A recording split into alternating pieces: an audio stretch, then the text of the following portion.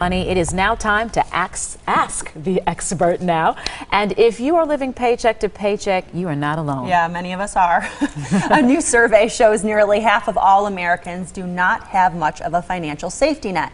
Certified financial planner Tony Drake with wealthwisconsin.com is here with ways families can break the cycle and really start saving. Yeah, it's really important. A new study came out recently here that showed a lot of Americans, about half of us, if we were to lose our job, would blow through our savings in 1 month.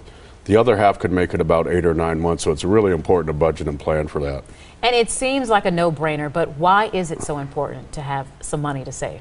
Well, it's just reality. I mean, we can go through tough times, a job gets replaced or eliminated, or you lose the job for some reason, and if you don't have that savings, you can quickly blow through it. Then you have to end up borrowing money, and it could just set off a terrible cycle. So what do you recommend people do, baby steps? I mean, how can people start making sure they have that safety net? I mean, the first step is never any fun, but it's really creating a budget. You have to know what's coming in and what's going out. You have to look at your fixed expenses, variable expenses.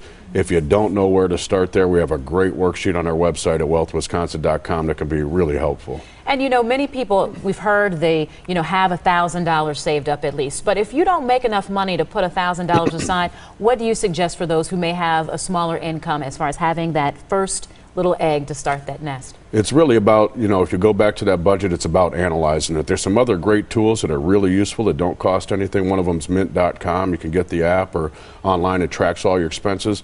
You'd be amazed once you track it. You can see where the bleeding is. Maybe it's the $6 coffees instead, right. Going to $2. Yes. The eating out is a great option. That, when I was doing my budget, I noticed that's where a lot of my money was going, and you have to cut back on it. You don't realize till you look at it. Right. Eating out. That's right. And the other thing is, I've also noticed that when you use cash, you really know where your money goes. Because when it's gone, it's gone. Because we've gotten so used to just swipe, and we don't know where the money is going. What would you say to someone who, again, doesn't like a budget, but as you said, needs to start something? Should they set a goal to either pay themselves off when they meet the budget, month in, month out? Well, those goals can be great. Maybe it's buying that bigger house or a car you've been waiting for. Maybe it's long-term goals in retirement, how you want to live.